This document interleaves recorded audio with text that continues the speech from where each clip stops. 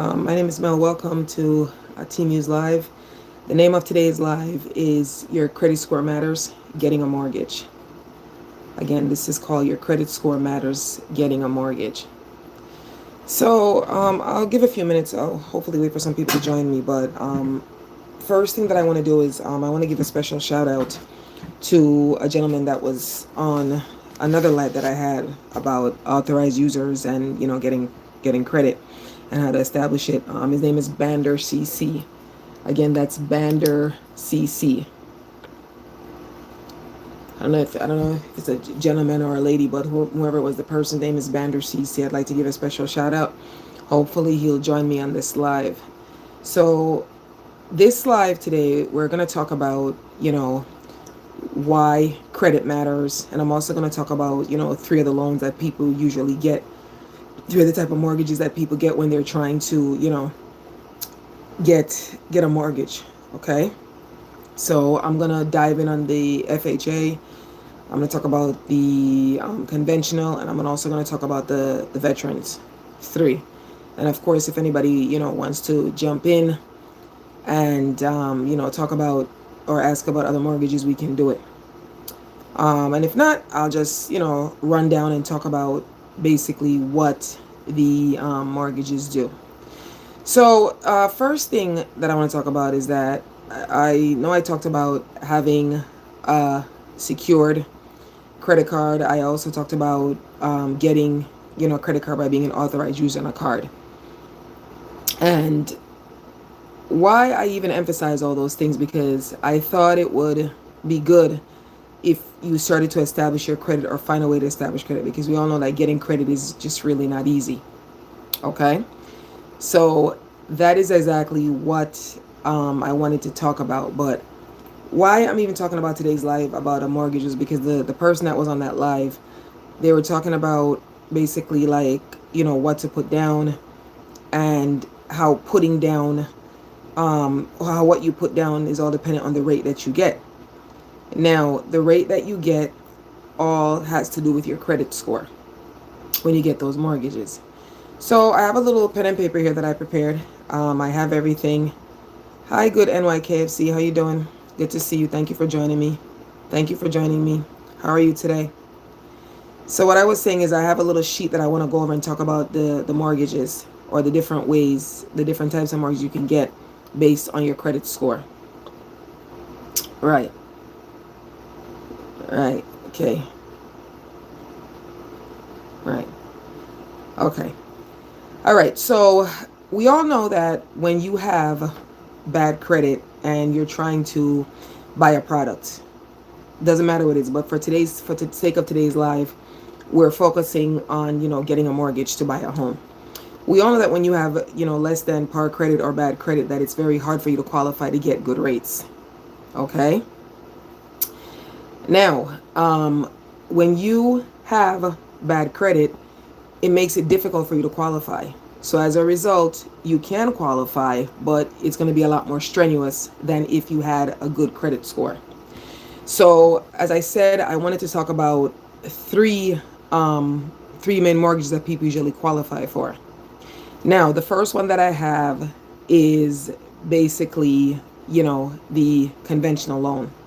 Now, before we talk about exactly what the conventional loan is and how it works with your credit, I just want to go over what lenders tend to look for with credit scores.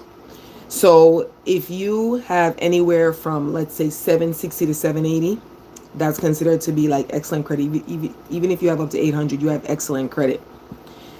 They say if you have anything from 660 to 699 or 700, you have fair, aka good credit. You're still decent. And if you have anything from 620 up to like 659, they say it's a little poor.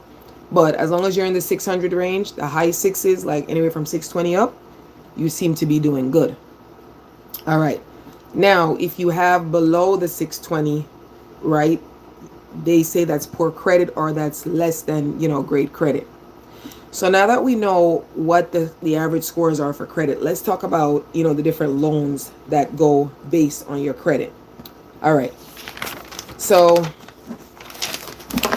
the first one that I want to talk about is the conventional mortgage or the conventional loan. Okay.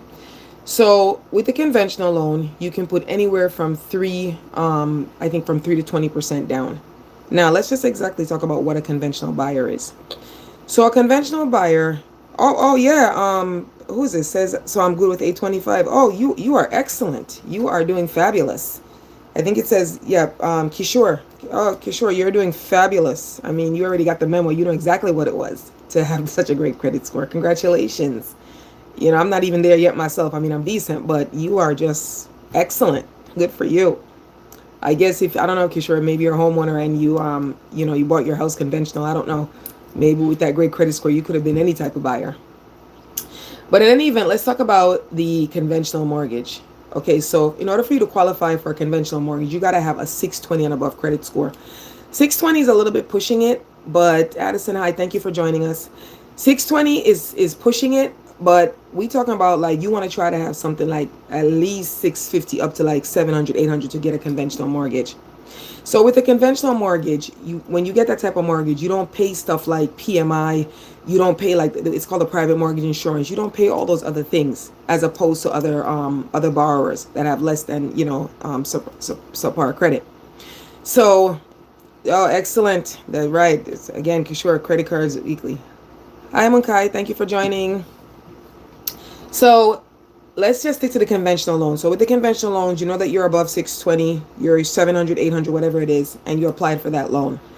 Now, you can put anywhere from at least 3 to 20% down. The more you could put down is the more stronger it is. It's like the better backing for the loan. Right? Because again, what I want to tell you is that conventional mortgages are for people that have like strong credit scores, and they also have like strong finances, like the people that make really good money. Okay, right, exactly. Okay, Kishore just said again that he keeps his balances below 10% of the credit line so you can pump up your score over 715 less than 3 months. And I'm so glad you brought that point out, because a lot of people, when they're struggling with credit, they think that, I'm just gonna, pay whatever once in a while. No, you got to show consistency. As I've always said, and in my previous lives and videos, your credit profile is like a report card. Okay. And Kishore hit it on the nail when he was like, you pay, he keeps it below 10%. I've said to people that if you have a credit card and let's say you have $1,000 limit on it, I always tell people don't spend, or if it's me, I wouldn't spend more than 30% or $300 of the $1,000, because I want to keep it at a certain level. Now, there's circumstances, and if you need to spend more and, whatever, just make sure that when it's time to pay it back, that you pay more than what the minimum is. Okay? Just make sure you pay more than what the minimum is, because remember, the minimum, all you're paying is the APR. Your balance, your principal is not going down. You're just basically paying the bank the interest. And again, that's the way the bank makes their money. So obviously, apparently, they don't see a problem with that. But again, back to the conventional loans. If you can put anywhere from 5%, even 10%, or even up to that 20% down on your mortgage, you are a very strong candidate. It makes it easier for you to qualify to get that mortgage. Right. And then when I get to my second loan, which is the FHA loan, right, though that's good. Pay days before it's due. That's good. Before I get to the FHA loan, I want to show you the difference of how it's harder to qualify for a mortgage when you get, when you have less than, subprime credit. Like it's so difficult. You have to just go through so much more hoops, as opposed to when your credit score is higher and you can just easily finance it. All right. So that is the conventional mortgage for people that, that have higher credit score and strong, financial backing. And many times when I say strong financial backing, a lot of people that, that have, I guess, great careers that pay really high money, or people that have businesses, conventional loans work for them. It's a lot easier for them to finance their loan, as opposed to the average person that gets the, the FHA loan. So now that I've talked a little bit about the conventional loan, let me just segue into the FHA loan. So the FHA loan is for people that have lower credit. Now, not because your credit, no, Munkai, I don't really know, hon. I'm sorry. Do you know that people that get FHA loans is for people that have lower credit ratings or lower credit score? So from what I know, for you to qualify for an FHA loan, your credit score has to be 580 and higher. Notice I said 580. At least with the conventional loan, they wanted you to be at 620 and above. I say 650, but they just say 620 as a number to give you somewhere to start, but they're looking for you to be in the 600s for conventional. With the FHA loans, you need to at least be 580 and above, okay? But here's the thing. When you're 580 and above, it doesn't automatically mean because you're 580 and above, they're just going to let you, I'm not going to say get away, they're just going to let you get the mortgage. They're going to make it easy. This is where, remember when I mentioned something called the PMI, the private mortgage insurance? Because the first thing is when you apply for a FHA loan, you have to understand that this is a loan that is backed by the government, okay? The conventional mortgage or the conventional loan is not. To get that commitment, it is not backed by the government, but the FHA loans are backed by the government. And what does that mean? That means whenever any type of loan you get, whether it be the business loan, a mortgage, or anything that has to do with like, a huge amount like spending, and the government backs it, just means that if you default, the lender has a way to basically get their money when the government supports it, because we all know the government is something that is sure, right? It's not like a regular business. The government, has money, like they have money to fund things. That's why, government's for the people, right? So the FHA loan is funded by the government, okay? They back it. And also this is why, when you're paying that PMI for the FHA loan, the private mortgage insurance, yes. And again, this is what, having bad credit or less credit does. You tend to pay these little fees more than the average person. If you had gotten the conventional loan where you didn't need to pay those insurances, you would have basically saved that money. I don't want to say it's like an added debt when you get like, FHA loans or private mortgage insurance on those loans. But again, remember, according to the mortgage company, they're taking a risk on you, or they're taking a risk with you by giving you that FHA, that government-backed loan. Hi, Kayla. Thank you for joining. Thank you so much. Welcome to the live. Please like, comment, share your thoughts, get it through the algorithm. We're talking about, having good credit and how to qualify for a mortgage when you have good credit. Right. So what I'm basically saying is this. It's like if you, if you are able to get that FHA loan, providing that your credit is at that rate. Right, exactly. You're 100 right. PMI is basically a tax on having bad credit. Exactly. And I'm glad you brought that up. The other day when I was having a live, I said in my live, I said, when you go to buy something, specifically a car, this is an excellent point that you had. When you go to buy a car, and let's say, 10 customers went into the dealership before you, and they all have good credit. They got the best rates. When you go into that dealership to buy the car, and because your credit isn't good, you are going to get the worst rate. Okay, so instead of you getting 5% on that loan, or even 3% if the dealership has it, you end up getting like 13, 14, up to 20%. In other words, you basically pay for all those people that had good credit. That's how they make their money. Well, it's the same thing with the mortgage insurance. It's like if they're going to take a chance and lend you money because your credit report card is terrible, you're going to have to pay those loans. Now, I will say one thing. If you end up getting an FHA loan, and we're not here to judge anybody. We're not here to judge anybody at all, because again, when I got my home, I had an FHA loan. But here is the thing about getting an FHA loan. What I would do, or what I would tell anybody, is like after having the loan and you basically clean, that's right, Kishore, you basically clean your credit up and you have better credit, because the most important thing is getting in your home, right? But you don't want credit to be the factor of not getting in your home. So when you clean your credit up and you have that FHA loan, because I think you have to live in that property or have that loan for a certain amount of time. Specific amount of time, I don't remember. I'd have to definitely research and look again, because it's been a minute since I've, been in the mortgage, into the game of buying a home. I mean, I'm settled now. But what I'm saying is, right, what you can do is refinance that FHA loan into a conventional mortgage. Yes, you can. That's how you get out of it. So I'm not against using any program that's going to get you what you need. You get what I'm saying? It's like, they'll say, pay a higher now, and then later, once they watch you, you could get better. Again, right. Okay. Thank you. 1 year waiting period. Thank you, Kishore. Thank you so much. I guess we should have co-live together, because you're so factual. God bless your statements. Thank you. but it's 1 year. So if it's me and I get an FHA loan where I have that PMI insurance and everything, I would definitely refinance if I can't keep up with that. Get the FHA loan is just okay. Munkai, thank you so much for joining me. Thank you so much. Hope to see you next live.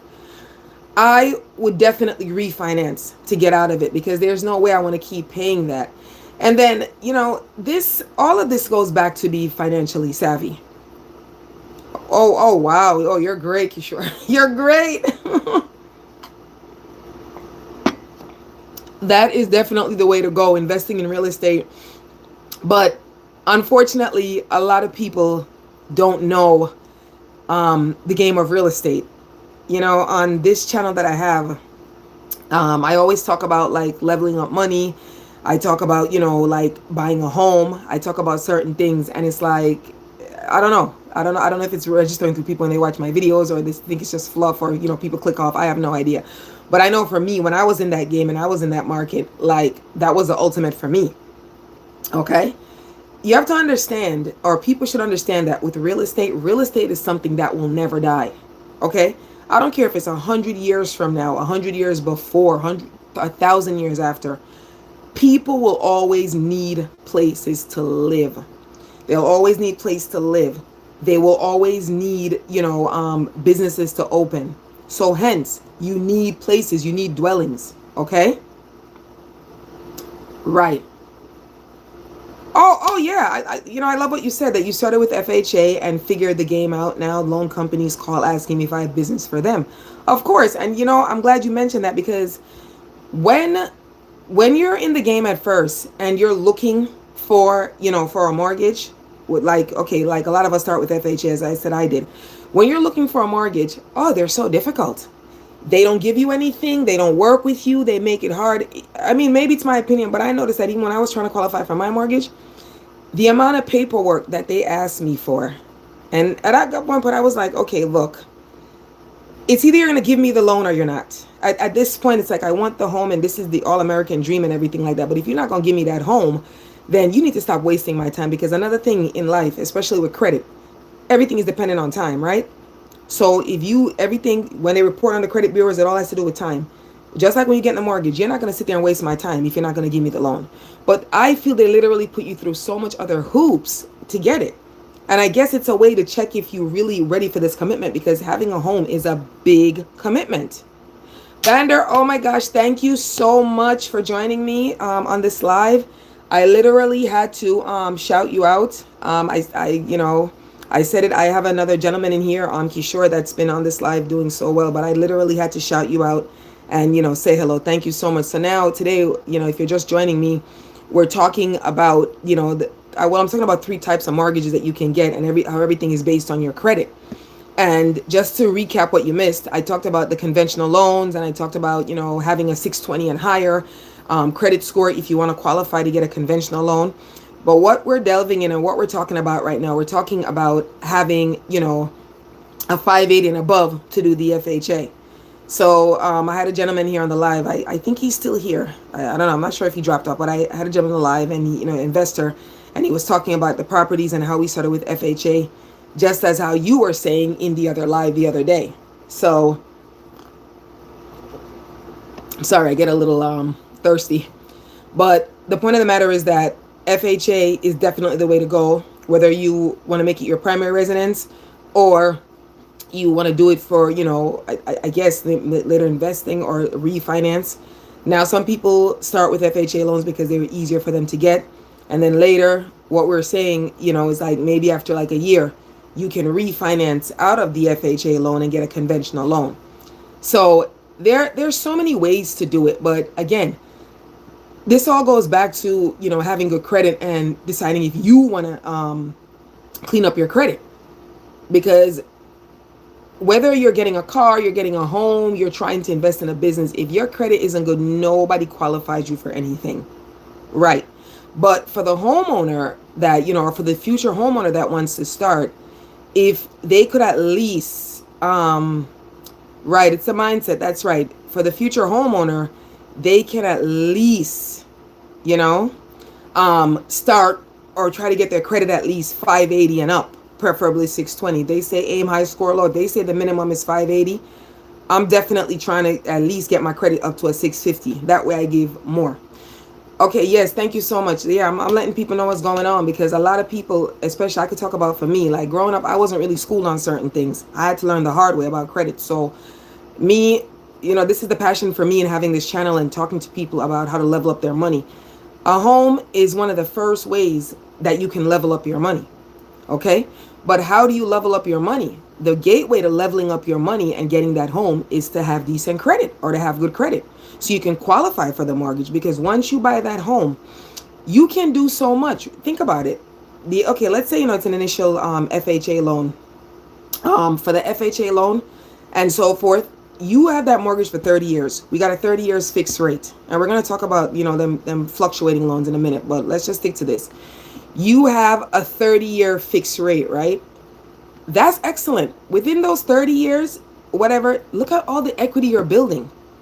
Providing that if you have the house for 30 years, or let's say you lived in a house for 15 years or 10 years, and you didn't, make your house like a cash spot, like you didn't keep refinancing, taking money at your house, and your house was growing. Do you know how much money you could have made? Because if you had stuck in the apartment, or you had stuck renting from somebody, when you pay rent, you're just basically throwing your money down the drain. Okay? Now, not everybody's fortunate where they could just simply jump and buy a home. It's a dream for everybody. But I think the first way to do it is to, have right. Exactly. Right. Okay. Let's talk. Okay. This is a good point. Kishore said that now is the time to get an adjustable rate, because rates will be falling. Exactly. I would tell anybody right now, I know a lot of people are so focused on what's going on, over, in the government and, inflation and everything like that. But every wise person, whether it's a future homeowner or a wise investor, knows that this is the time to be preparing right now. See, what people don't realize is that wherever you live, wherever land that you're living, okay, you need to be basically watching the market and preparing for when shit hits the fan, so you could buy the things that you want to buy. Now, the other point that Kishore just mentioned is, like, there are programs that give you down payment assistance. A lot of people don't know that. Okay? A lot of people don't know that there are programs that give you down payment assistance. I don't understand why people don't take assistance, or why people don't want it. What do you think looks worse? Do you think it looks worse? Yes, that's right, Bander. 3.5% for the FHA. Excellent. Thank you. What do you think looks worse? Wasting your money for 20, 30 years renting from someone? Or, wouldn't it be better for you to just get down payment assistance and qualify for a program? Wouldn't that be better to do that than, take the money? So I remember in my day, what? They'll gift you the money. Thank you. I remember one year, a couple years ago, I'm living on the East Coast. There was an organization, and what it was, I think they really work with the state that I'm living in.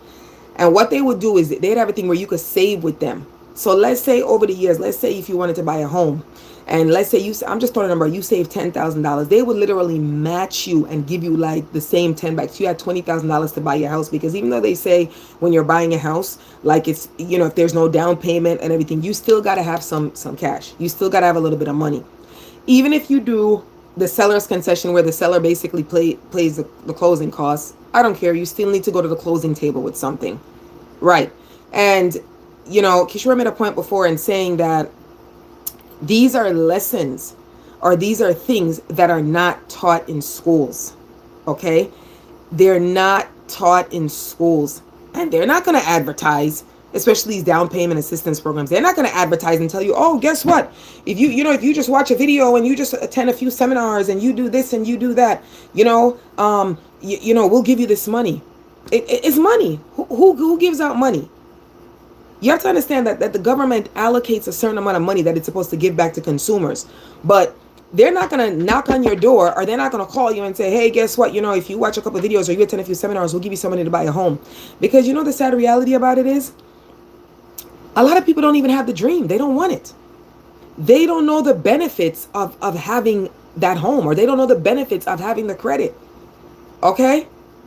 They don't know. Sometimes you got to make sacrifice. You got to pass on things. Okay? A lot of people never learn how to flip money. They didn't know that you could basically use this money Right, exactly. You got to research. You got to do your due diligence. As we say in the line of real estate, you got to do your due diligence. All right? You have to start that. If you don't do your due diligence, you're not going to learn. But think about it, with every single thing that you do.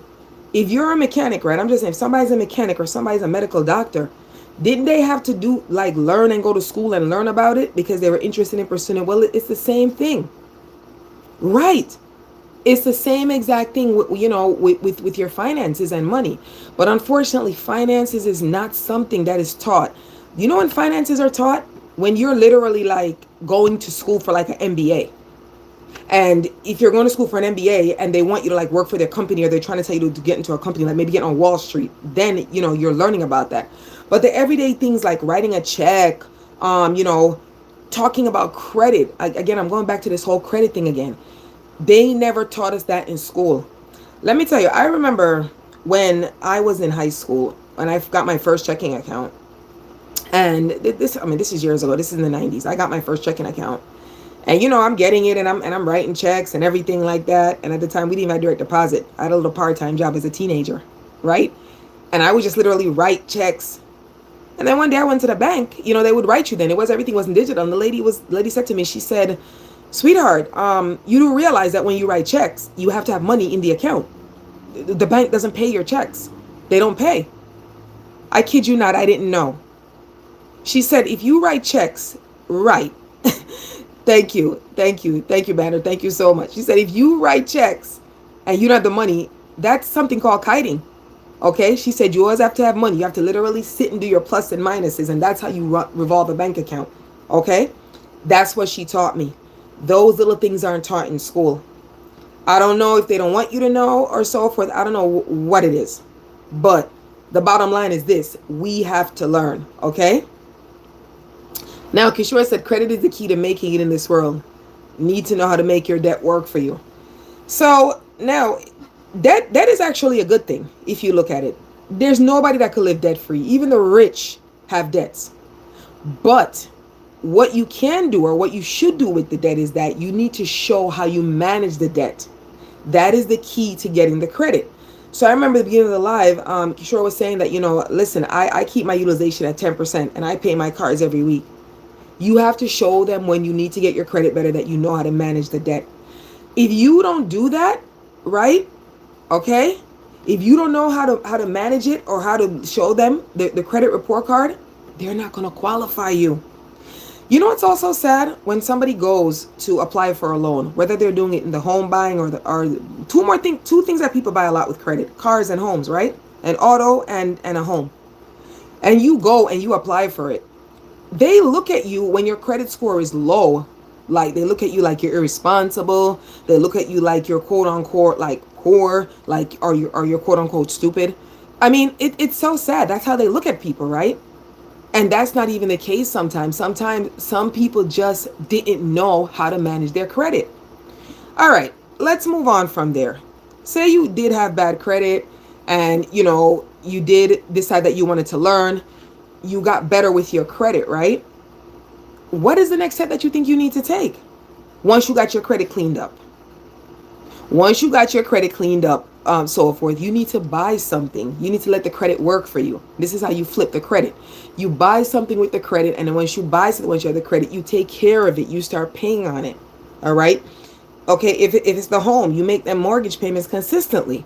Now you have some people that say, listen, I want to pay my mortgage off in a certain amount of time. Or you have people that have their mortgage payments like every 2 weeks, depending on, what incentive they're getting. But whatever works for you, you got to ensure that once you're able to get that credit and you're buying the products that you buy, that you know exactly how to utilize it. And that's the thing. A lot of people weren't taught how to utilize credit. I think credit is a wonderful thing. Why I like credit? When you have credit, let's say you run on broke, you got a couple credit cards, you could easily just borrow that money from your credit cards. And as Kishore said, you just keep paying it every month, or if you want to do weekly, however you see fit to pay it, depending on your payroll. But if you don't know how to manage that credit and you just having it sitting there, you just using that credit card and you don't pay the credit card back, hello, your credit's going to default and you're going to be in the same boat as you were before. The same exact boat that you were before. So until you basically learn how to manage it, it's not going to be easy for you. I also wanted to talk about something else with the FHA loans, and I don't think that I really mentioned this a lot, but I did say that, with FHA loans, Vander had said it. Right now, they're just looking for 3.5%, 3.5% down, and I think 3.5% is decent. In my day, it used to be what do you call it? That's right, inverse diversity of income. That's right. When I was qualifying for my home, it was only 3% at the time. Okay. Okay, Kishore said, I told my friend, charge a tank of gas. You have money in the bank to pay for it. Pay half once the charge shows up, and the other half days later. Rinse and, oh, love it. Rinse and repeat. And I'll tell you something funny. Okay, yes, that is a good strategy. Rinse and repeat. Once you rinse and repeat, they will be giving you a higher credit limit. Okay? They will literally give you a higher credit limit. So on another live before that, look at the 775. On another live before that, my previous live, if you look at my channel, my previous live, and I talked about, raising the credit scores, right? And I said that if you can't get a credit card and you end up even getting a secured card, remember, when it's a secured card, right, you secure it, you basically fund it. Once you fund that credit card, they allow you to graduate. So you see, Kishore just said that, you know what, listen, my friend had a $300 credit limit. He was only able to spend $300. Now he can spend up to $1,300. Listen, because they saw that he knew how to manage money.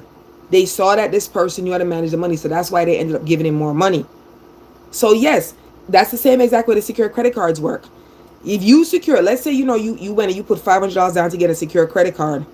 Okay, buy some gas, just like Kishore said, and then when you buy the gas, you pay it. Okay, and they will increase. So here's the thing now: when you do the secure credit card, let's say you put 500 down. I think some banks, yes, Capital One, yep. Even now, they even allow you to have like 200 down for a secure credit card. I mean, these banks want business, but they want to do business with people that are going to actually like work with them. I mean, it's a risk for them too. You just have to be fair and normal. It is a business. Your credit score it's like a business. Like it's what you put out. That's what you're gonna get back in. But once you put that down, okay, once you put the money down for the secure credit card, right, and so forth, and you've been paying it for a while, they will allow you to graduate. And what's the graduation?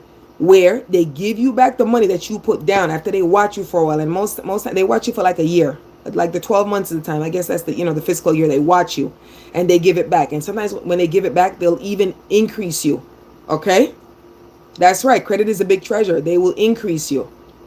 Now, Kishore said, whatever money you used to pay for cash, use your credit card and use the cash to pay the charges. Exactly. So, for example, let's say, for example, like you went into like the mall, you went into Macy's, right? And you bought a couple shirts, you bought $100, and you already had the cash in your debit card. Use your credit card and pay the $100 for the clothes that you bought. Literally the next day, or even like the weekend. Let's say you went like Monday evening. Let's say the weekend. Pay back that money. Pay the cash back. Because when you pay the cash back right away, you didn't allow the bank to make the APR on you. You didn't allow it to make the interest on you. And number two, it shows credibility. It shows that you just borrow money. You just use credit for a while. You didn't let it prolong. The worst thing is if you get a credit card and let's say you have 1,000 limit and you take 5 years to pay $1,000 back. You know how much money that bank made on you? Good for them, because they know the game. I mean, they're in the business of making money. Good for them, but bad for you. Good for them, but bad for you. Okay? Right. Now, Bander's talking about buying and fixing and selling. Yep. Oh, that was so big. We talked about investing a little bit of before that. Now is a good time. The gentleman mentioned, Kishore mentioned that that now is good to get jumbo rates for mortgages because the rates, not jumbo, adjustable. I'm sorry, adjustable rates for mortgages because now the rates are gonna go down. So if you have an adjustable mortgage, I mean, and let's say you get 8%. I'm just throwing something out there. When it's adjusted, you might just be down to a good 3%, right? So in the end, you might pay a little bit more now, but in the latter end, you end up paying less once the rates get adjusted. So those are also good mortgages. The other one that I wanted to talk about before we go back into the credit, I also wanted to talk about the VA loans. Now, what do you call it? VA loans are obviously for veterans. And the good thing with those loans is that, they don't require any down payment. But I'm sure with every loan, you got to bring something to the table. But it's a great way for, veterans or people that want to buy, or families of veterans, if they want to get a home, to use that program. Because we just mentioned before using different types of programs to get, whether it's down payment assistance or you qualify based on, type of job or wherever you're from. Those are also good ways for people to get loans and mortgages. And a lot of people are not taking advantage of those things. They're not. I don't understand why. Even if somebody wants to get like a loan, what do you call it? If somebody wants to get a loan for a business, there's so many like programs out there, so many places. I did a live on, the SBA talking about getting money and being able to get, qualifications, for business loans and so forth. And again, just like mentioning that too, it also has to do with your credit score. Everything goes back to your famous credit score. If your credit score is not up to par, all right, exactly, daily compounding. If your credit score is not up to par, you're not going to be able to get anything, So what I would tell anybody, if they're in the game where they want to get a home or they want to buy certain things, I would tell anybody, first step, clean up that credit. Clean it up. Now, a lot of people might say that cleaning up credit is a little bit difficult because you don't have to pay anybody to do anything. You could do it yourself. When I've had bouts and periods where my credit was lower, I literally did it myself. Again, I couldn't, be spending my money out there on things that I could definitely use. I mean, I could have used that money for my down payment, right?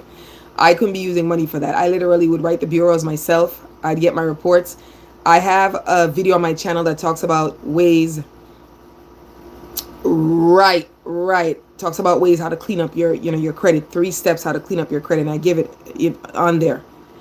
Kishore said you try to go to a lender direct, not a mortgage broker, you'll pay more fees. Oh, that's right, because the broker is the middleman, right? Right, because the broker, it's you, the broker in the middle, and then the mortgage company. So if the broker is going to go get the loan, because think about it, the broker is going to the mortgage company to get the loan for you, right? So you do better by going to the mortgage company yourself. And now with this day of technology, like for example, if you were, again, a first-time home buyer and you wanted to buy a home and so forth, you could just go online. I mean, good old Bank of America, like, I'm a fan of them. You could just go online and literally put in what you want. So much of these direct mortgage companies, right? So much of these mortgage companies literally, okay? They literally allow you to just apply. I mean, they even have programs. Right. Bander said it's the mindset. Of course, it's the mindset. If again, on my channel, I always talk about getting your mind right. I have a book that I wrote, an ebook. It's called 10 Steps to Level Up Your Money.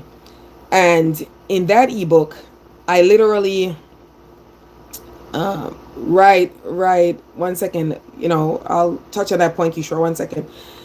In that ebook that I wrote, I literally talked about the 10 things that you need to do or you need to have to basically flow in life. How to make your money, like getting your home, getting your insurances, taking care of your health, buying certain things. But the one thing that I did talk about in that book, I talked about how to get your mind right. And no, I'm not a psychologist, but I'm talking about if your mind isn't right with certain things, you can't do certain things. So the journey of cleaning up your credit, you got to make sure your mind is right. You got to be wanting to do it. You got to say, okay, listen, I need to buy that home. I want to get that car. I got to make sure my credit is good, because you know what? If you buy it at a bad credit rating, in the long run, you got to pay for it. It's the worst. What gave you an ounce of satisfaction today is going to be like misery tomorrow when you look at that bad interest rate. So having that credit score up to par is integral. It's important. Now, let's go back to this point. Kishore said that the mortgage broker is only getting your paperwork in order for the bank. The bank will ask you for what you need. Exactly. And if you notice, if you've ever bought a home before, and I'm sorry, a little thirsty. If you've ever bought a home before and you went with the mortgage brokers, they constantly call you every day. They're asking you for a paper. Every single day, the mortgage company is asking you for a paper. Every single day. And it's like, what are you asking me papers for? Well, you thought by going to the mortgage broker that you were just directly working with somebody. No, the broker is the middleman, okay? I have my 3 fingers up. This is you, this is the broker, and this is the mortgage company. Right here, this is the broker right here. He or she sends all the money, all the papers over there. So why not cut the broker out and just literally just go to the mortgage company itself? Okay, make it to you and the mortgage company.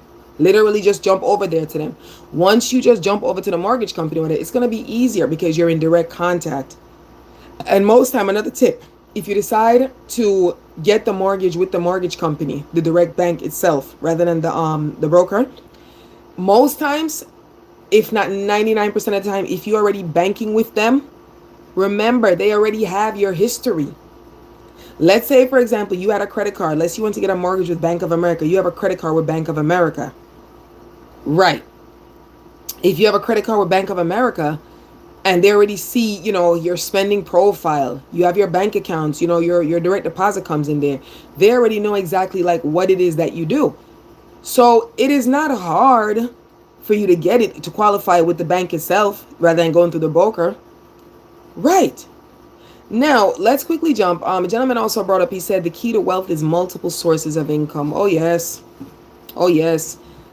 For me personally, I like the real estate part of income.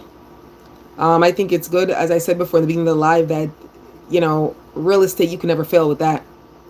Listen, I don't care where your properties are. If your properties are in the suburbs, your properties are in, low income areas, disadvantaged neighborhoods, your properties are in middle America, it doesn't matter. Because the funny thing is, there are people that prefer to live certain places. So wherever you have your property, there will always be somebody that either wants to rent. You have people that don't even want to be homeowners, they just want to rent. So can you imagine if you're a landlord and you're able to secure all those properties? Can you imagine how much wealth you can generate, how much money you can make? And all of this goes back to when you had cleaned up that credit or you established your credit. I also want to mention too with credit and kids. We touched on it a few times where we say that these things aren't taught in school. And just to piggyback on that, a lot of times we don't teach our children about money. We don't teach our children about credit. We don't teach them about money. Again, I have a video on my channel again. It says, it's talking about teaching children how to save.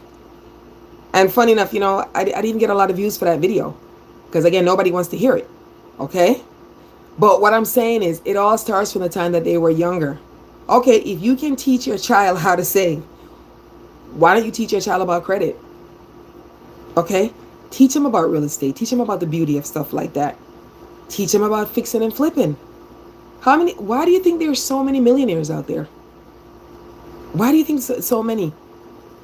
It wasn't their 9-to-5 jobs. It was their incomes. It was their investments and their incomes that they made from their investments. Now, I'm pro job. I have a job. Like today's Sunday. Tomorrow morning, I'm getting up. I'm going to my job. I am all about jobs. But as Bander said and as Kishore said, you have to have multiple streams of income. So you go to your job and so forth, and you make your money, you get your medical benefits, but at the same time, you have other things that you do to make your income. Okay? But before we level up, before we clean up, what I always say, you got to make sure your credit is right. Ironically, I just want to mention one last thing, that sometimes when you go to certain places, and I don't believe, I'm here in the US, I don't believe, well, we're not official cashless society. Yes, we're a digital society, but we're not cashless. Some places do not even want for you to pay for stuff with cash. Hence, they say, oh, well, what's your social security number? Let me check your credit. Let me see what credit limit I could give you. They want to give you a credit limit. They don't want to mess with cash. So until you literally learn that, listen, credit is the way to go. There's no other way. There's no other way than doing that. Right. Oh, yeah, cash is good. Cash is king. Yes. But I think you'll have more cash to spend once you have that great credit and you're getting all those cards. Listen, I know a gentleman that has literally almost 100 credit cards. I'm not even kidding. And he just keeps spending it and spending it and spending it and revolving them and paying them off. Right. Banner mentioned, vending machines and getting ATMs. Oh, yeah. Any which way. But what I'm saying is, to get those ATMs, how are you qualifying to get those those vending machines or those ATM machines? How do you get those? Is it, do you think it's through, again, having good credit and qualifying? Is there a special company that you go through? We know that in order for you to get the real estate for investment, that it all depends on you going with the bank and the mortgage company, and of course having the decent credit for that. But in terms of like the ATM and the vending machines and so forth, how are you doing that one? That one I'm not really familiar with. I haven't really dabbled on that one, but I have heard of people getting vending machines and getting ATMs and all of those things. Right, right, right, right, right. Yes, of course, interest compounds daily. And when interest compounds daily, you make more money. Okay. I always talked about, especially for savings, I always talk about those high yield savings account that a lot of people sleep on. And you hear people say, oh, make money or sleep with your bank account. Well, that's how they make money. They'll sleep with their bank account, with those savings account. Because when those high yield savings accounts are giving you like 4 to 5% as opposed to your bank that's giving you 0.1%, like that doesn't even make any sense. Of course, you got to keep a bank account, right? I've also on this channel talked about a few accounts that everybody needs to have. I talked about people having brokerage accounts. Okay, talk about people having high yield savings accounts. I talked about people, having accounts with credit unions, right? I talked about people just having their regular bank accounts for every day to pay their bills and just their regular savings. But what I reiterated on the savings account was I said, listen, I said, just ensure that wherever you're saving your money, that you're getting something for your money. Just ensure that you're literally getting a good interest rate. Gone are the days when we're just leaving our accounts in regular bank accounts and they're barely getting even like 0.3%, not even 3.3%, literally a tenth of a percent on 3%. That is nothing. Okay. You have to basically put your money to places where it's going to work for you, right? Where it's going to work for you. Now, I just want to ask for the people that are on the live, when you guys, did your homes, like what type of loan did you get? Did you start with the conventional? I know Kishore had mentioned that he had done FHA. There's the veterans and so the adjustable and so forth. Like, what was it that you started with? Which one? Okay, so you did FHA and you said that you had the FHA for at least a year until you refinance out of it. Right. Okay, you did mention that before. Yes, you did. So you did FHA and you said it was a good product. And the reason why I'm asking is I just want to basically like sum up the live and say like, yeah, right. As a first time home buyer, I think the FHA is good.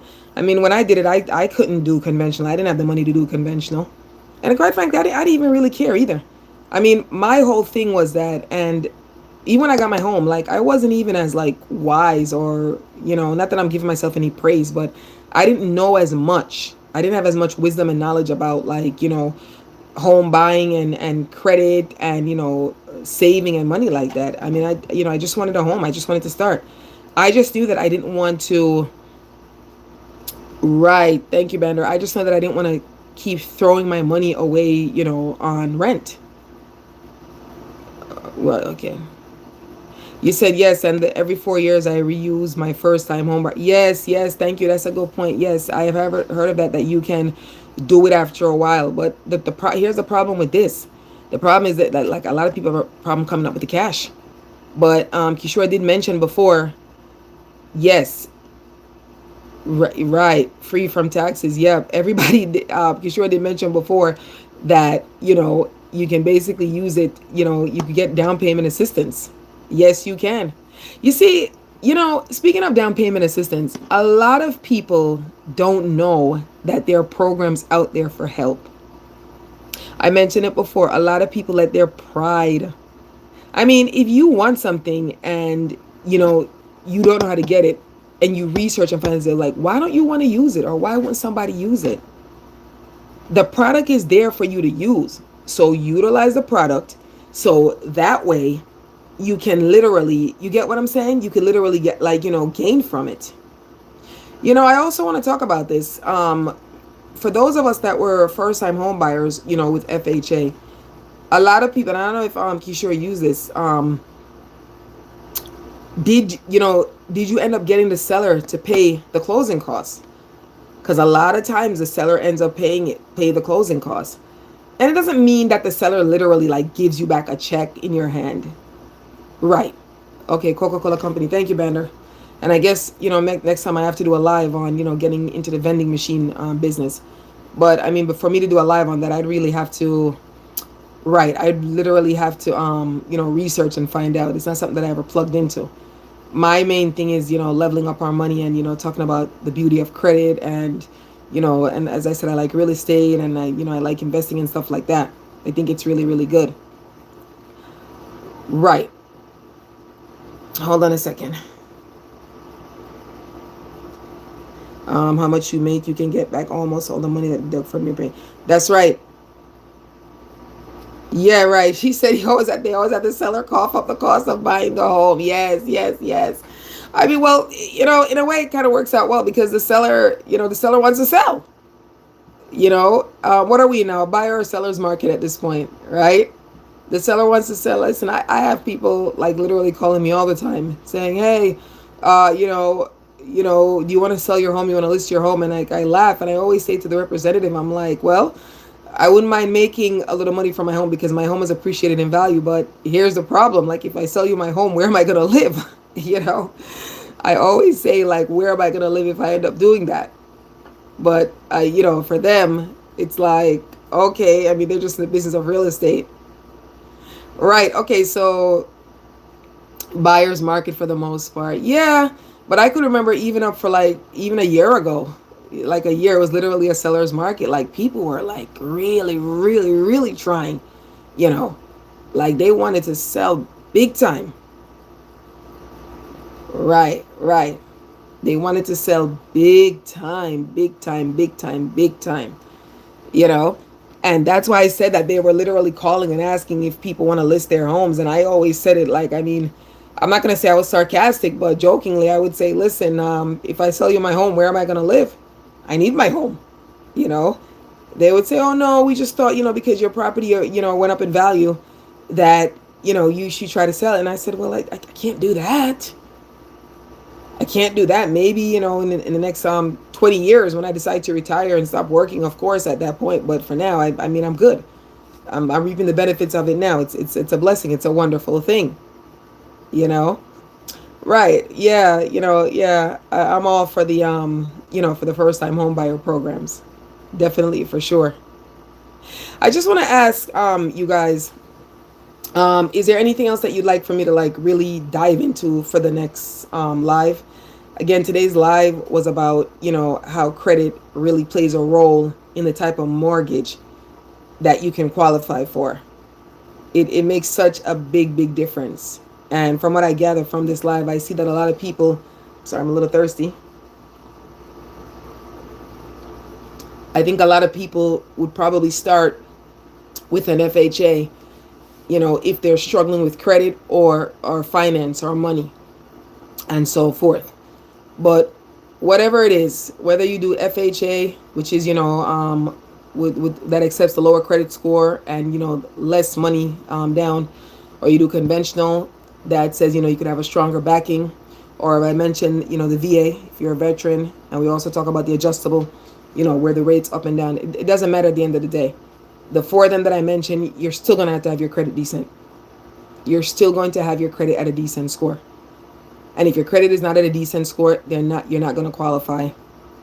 I also made a point the other day on the other live when I talked about the authorized user. I told a story of a lady that needed to get her score up. She was at a 580, and that's another thing too. The higher your score is the better rate that you get. Okay, for example, I forgot to mention that if, let's say, you and somebody's buying a home, the interest rate that they give you is based on the person that has like the better score. Okay? So you want to get your score as high as possible, where both of you or whoever you're buying it with has the higher score. Because again, if you're, let's say you're buying with somebody, you have a 650 and they got like a 580. Right. It's a big difference in the scores. It's a big difference in the interest rate. Okay? So everybody needs to have their credit up.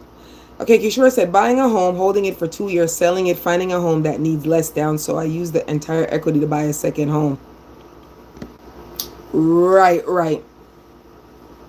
That's it. Yeah. So a lot of people also use their equity. I know in the game of real estate, and again, this is not really about real estate, but I mean, it all piggybacks. There's a what is it called? The BRRRR strategy, buy, rinse, repeat, and all those things. Right.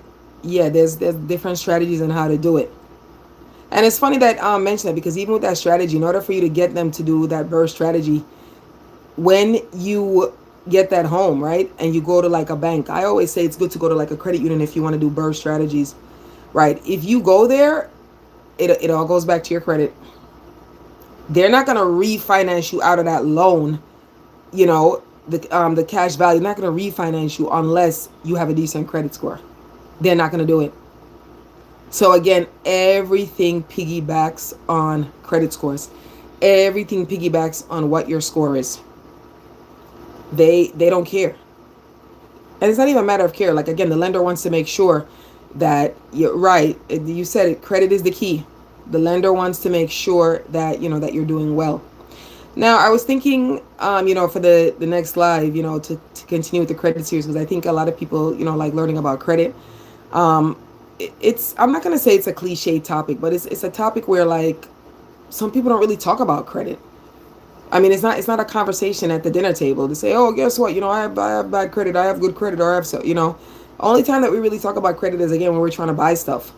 Most likely when we're trying to buy that car, or we're trying to buy that home, or we're trying to qualify for things. Everything, even when you get auto insurance, they look at your credit. If you want to get like a simple, like a regular loan, if you want to take out like a student loan, everything is based on your credit. And the thing is, I don't know, maybe it's now, but like when I was a kid, and again, I was a kid, I didn't really know what was going on then, but I doubt that it was so difficult. Right. Start with small and then level number 1. Right. I doubt that it was so difficult to get credit. Or I doubt that, the credit score was such a major thing. And I'm going to do some research, because I want to really find out, like, when credit became such a big thing in this in this world, period. It doesn't matter where you live. It doesn't matter what continent. Like, credit is still everything. And what does credit say to people? Credit tells a lender, if your credit is good, that they can trust you. They can trust lending you their money. Okay? It says that you will be responsible. Yes. Thank you so much for subscribing. If you get a chance, be sure look in the link in the description.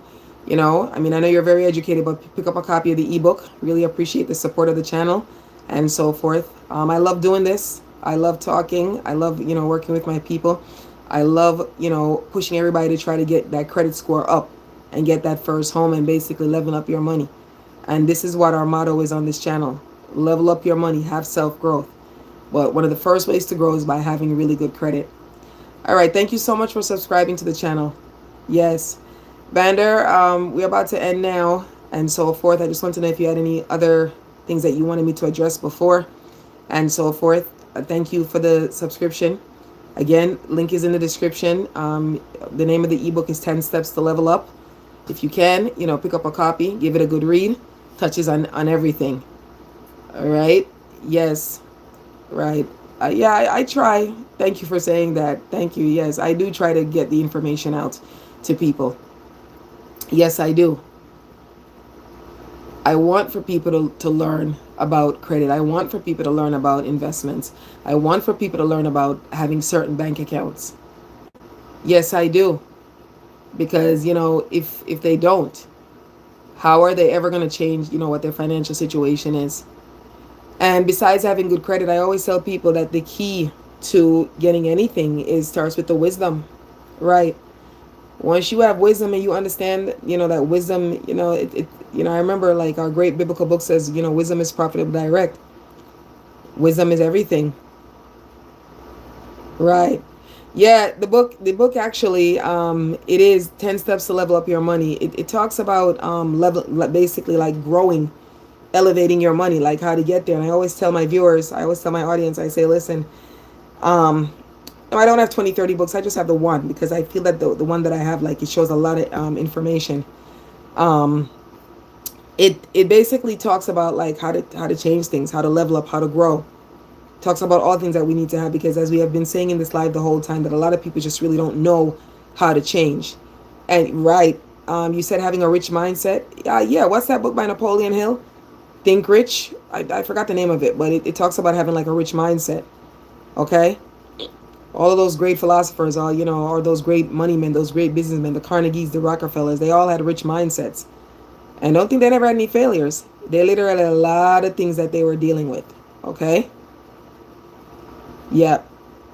Right, right. Yeah, well, everything all depends on, on how you see life, how the background is. If you decide that, listen, if you grew up in a certain way and you didn't have as much and you decide that, listen, I don't want to keep living like this, you're going to definitely learn how to change that.